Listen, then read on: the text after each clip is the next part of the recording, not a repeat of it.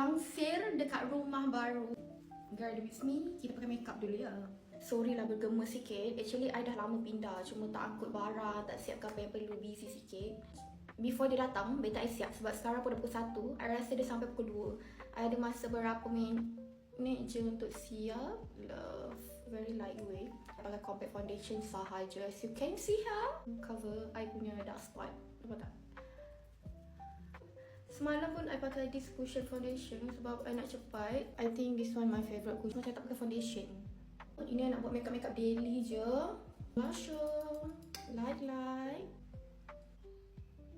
I tak sempat nak tunjuk I punya makeup full.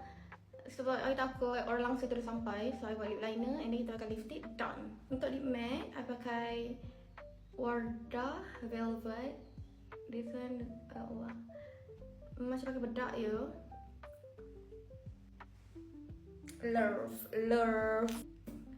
But tak cukup glossy. I nak tambah dia punya eyelash dekat Wardah.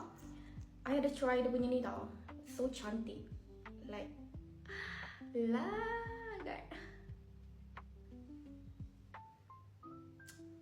I suka pakai kat bawah je, tak suka pakai kat atas. I tak suka overline. I akan balik macam tu.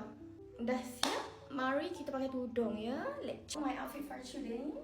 Makeup I memang cantik and smooth. Jangan lupa pakai cushion Wardah. Okay?